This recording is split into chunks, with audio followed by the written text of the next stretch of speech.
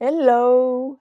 Bienvenue à toi sur cet épisode numéro 4 qui s'intitule La peur du regard des autres. C'est un sujet qui touche tous les gens de la planète entière. Pourquoi? Tout simplement parce que à un moment donné dans la vie, chaque personne a dû être confrontée à ce regard de l'autre et un regard négatif. Donc tout le monde, je pense, plus ou moins a eu peur du regard des autres à un moment donné. On peut se demander d'où vient la peur du regard des autres. La personne en fait qui n'a pas peur du regard des autres, elle est tout simplement une personne qui a confiance en elle. En fait, elle se fait assez confiance pour ne pas laisser l'autre altérer de manière négative le jugement qu'elle porte sur elle-même. Selon moi, c'est le travail de toute une vie, car la confiance en soi, elle peut fluctuer au cours du temps.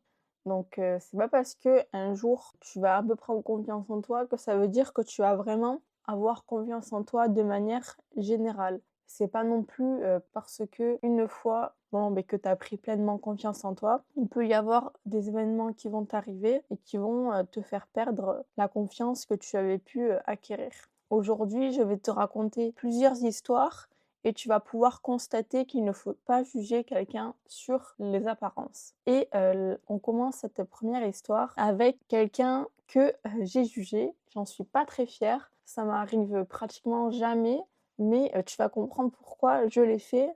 J'ai jugé un mec dans un train. En fait, je devais aller voir un ami sur l'île en train de nuit et arriver, le lendemain matin. Le train devait se composer de couchettes de nuit où on pouvait chacun avoir son espace séparé pour dormir. Au final, coup de malchance, le train qui comportait les couchettes, il n'était pas disponible, donc j'ai atterri dans un train avec, des places classiques. Donc super, génial pour dormir, il y a pas mieux. J'ai atterri donc dans ce train-là et je suis montée dans le train, j'ai rejoint ma place et à côté de moi, donc à côté de ma place, il y avait un homme à peu près d'une cinquantaine d'années ou en tout cas, qui en paraissait beaucoup plus, avec une longue barbe, des, cheveux en bataille, le tout pas coiffé, avec une carrure assez imposante et du fait, en fait, de sa description physique, je me suis dit, «Waouh!» que j'allais avoir du mal à dormir à côté de lui toute la nuit, que j'allais pas être tranquille. Donc ça a été la première chose que j'ai pensé, vis-à-vis de lui. Puis alors je sais plus du tout comment, nous avons abordé la conversation, mais nous avons commencé à parler tous les 2 et on s'est super bien entendus, en fait. J'ai découvert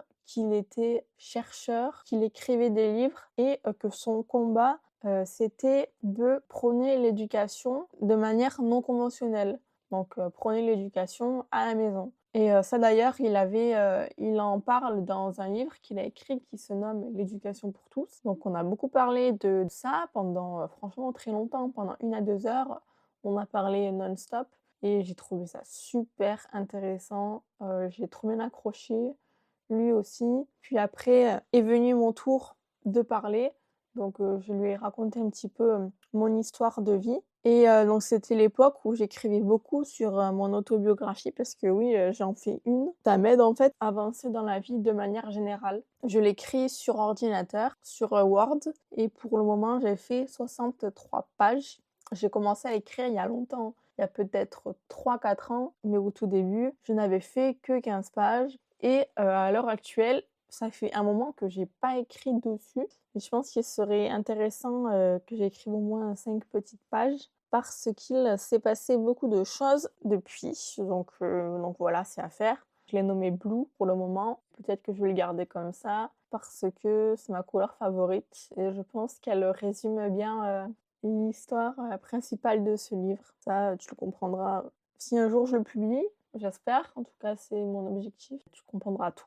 Donc pour en revenir à l'histoire du train, je lui ai fait lire mon autobiographie sur mon ordinateur et il m'a raconté que franchement, j'étais super courageuse, que lui, il aurait jamais osé faire ça. Déjà parler de lui par écrit et en plus le faire lire à quelqu'un. Il m'a dit: «C'est une chose d'écrire sur un sujet et sur soi». Donc franchement, il m'a félicité, il m'a dit, bravo et ça m'a fait, super plaisir. À la fin de notre échange, il m'a donné sa carte avec son nom, son prénom, son adresse mail, son site internet, donc ça m'a fait, super plaisir et ça a été une très bonne rencontre, comme quoi il ne faut pas juger un livre à sa couverture. Donc ça, c'était pour la première histoire.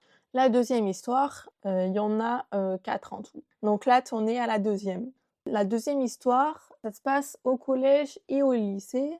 Il se trouve qu'on m'a jugée au collège et au lycée. On me disait en fait que j'avais l'air hautaine au tout début quand on me rencontrait, mais qu'au final, j'étais tout l'inverse. Donc c'est vrai qu'au premier abord, je ne souris pas beaucoup, en tout cas à l'époque, parce que ça a littéralement changé depuis, enfin, j'ai évolué. Et donc je peux passer pour une personne froide, d'où peut-être cette impression-là. Donc à chaque fois, enfin souvent en tout cas, au moins 5-6 fois, on m'avait dit: «Oui, Théa, au tout début, je t'aimais pas du tout, tu l'air super hautaine». Donc super sur le moment, ça fait pas super plaisir. Mais après j'ai réfléchi et je me suis dit qu'en fait, que la personne devait vraiment m'apprécier pour me dire ça. Donc au final, bon, un mal pour un bien. Donc voilà pour la deuxième petite histoire. La troisième histoire, c'est qu'on m'a jugée sur mon physique. Les gens, en fait, ils sont souvent étonnés quand je leur dis que je suis blonde aux yeux bleus et que j'écoute du métal. Bon, en même temps, qui pense qu'une blonde aux yeux bleus écoute du métal? Sérieux. T'en as pas beaucoup. C'est quelque chose de peu commun. Bon, il y en a, mais on va dire que c'est pas dans les mœurs. Pour la petite aparté, moi j'adore le groupe Rammstein. C'est vraiment le feu. Et si tu connais ce groupe, tu vois très bien pourquoi je veux dire ça. J'écoute beaucoup de musique en fait de toutes sortes, mais c'est vrai que j'ai une préférence pour le rock, le hard rock, le métal. Et c'est un style de musique que j'ai commencé au final à écouter assez jeune, vers 11-12 ans. Donc ça, c'était pour la troisième histoire. Et ensuite, la quatrième histoire, c'est une histoire qui m'est arrivée il y a peu de ça, quand je faisais ma formation de coach sportif. Si tu as écouté mon épisode numéro 1, dans lequel je me présente, tu sais que quand j'ai fait ma formation de coach sportif, j'étais vraiment pas au top de ma forme. J'étais vraiment en fait littéralement dans un état mais lamentable.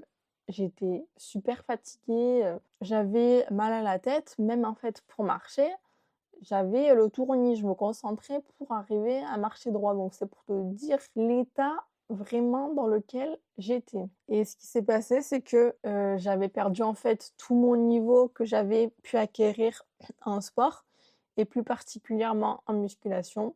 Parce qu'avant j'étais vraiment baraquée quoi, j'étais vraiment musclée. J'avais vraiment un dos super musclé, les cuisses musclées, les mollets aussi, les biceps aussi, quoi. Quand j'allais à la salle m'entraîner, je passais pas vraiment inaperçue, si tu vois ce que je veux dire. Donc c'était une formation où on était dans un petit groupe. Heureusement qu'ils étaient pas tous comme ça, mais la plupart, en fait, dès le début de notre rencontre, j'ai su qu'ils me jugeaient parce que j'arrivais pas à être en cours et à faire ce qu'on me demandait de faire. Parce que si tu te doutes qu'on est en formation de coach sportif, on doit faire beaucoup de sport. Donc j'avais vraiment du mal durant formation. Et il y a un moment donné où j'ai littéralement explosé, j'avais entendu quelque chose et je me suis pas contrôlée, j'ai vraiment dit ce que je pensais pendant, je sais pas, peut-être 10 à 15 minutes. Et au final, tu vois, le regard que les gens portaient sur moi lors de cette formation, il a littéralement changé. Au final, peut-être que j'avais l'air d'être la seule qui n'allait pas avoir son diplôme parce qu'elle n'avait pas le niveau. Mais au final, en fait, moi, littéralement, depuis le début que j'avais commencé cette formation, j'avais pratiquement rien appris. Alors, ça ne veut pas dire que c'est une mauvaise formation ou qu'il n'y a pas des choses intéressantes qu'on a appris, mais c'est que je l'avais déjà appris par moi-même. Donc peut-être que selon les apparences, vu que j'avais pas un bon niveau et vu que c'est vrai que j'étais pas très impliquée, qu'en plus, bon, enfin, j'aimais pas trop les gens de la classe avec qui j'étais, je pensais que sûrement que j'allais pas avoir ma formation. Je l'ai eu avec des difficultés, certes, mais je l'ai eu. Donc ça aussi, c'est une petite histoire qui montre qu'il ne faut pas juger sur les apparences, car des fois, tu pourrais être surpris. Pour conclure, en fait, ce qu'il faut se dire, c'est que nous avons tous des avis différents. Pourquoi? Car on a tous été éduqués de manière différente et donc on pense différemment. Et ça, notamment, Pierre Bourdieu l'avais observé. Je l'avais étudié en terminale par mon professeur d'économie qui pour moi est sans aucun doute le meilleur que j'ai pu rencontrer. C'est un super prof qui quand il parlait en fait il avait toujours des choses intéressantes à dire, il avait toujours quelque chose de captivant à dire et il était dur dans sa notation franchement. La moyenne de la classe elle était pas ouf mais tous les élèves qu'il avait en économie et au bac, ils avaient beaucoup plus la moyenne des autres en économie. Donc, ça prouve quand même qu'il a fait un bon travail. Donc, ce professeur-là, il m'a appris que Pierre Bourdieu avait démontré, en étudiant la sociologie, que la personne que nous devenons à l'âge adulte s'appuie sur 3 facteurs principaux qui sont le capital économique, le capital social et le capital culturel. Qu'est-ce que sont ces 3 capitals? On va définir ce qu'est le capital économique en premier lieu, qui lui correspond au patrimoine d'un individu. Donc c'est en fait l'ensemble des biens matériels que lui possède, comme par exemple, je sais pas, un logement, des bijoux, mais aussi différents revenus. Le capital social, lui désigne le réseau de relations personnelles qu'un individu peut mobiliser quand il en a besoin. Ce réseau est en partie hérité par les parents. Donc, plus tes parents ont un réseau élargi avec de bonnes entre guillemets relations et plus tu as un capital social qui est élevé. Logiquement, plus nous avons de relations et plus celles-ci peuvent m'aider de manière générale dans la vie.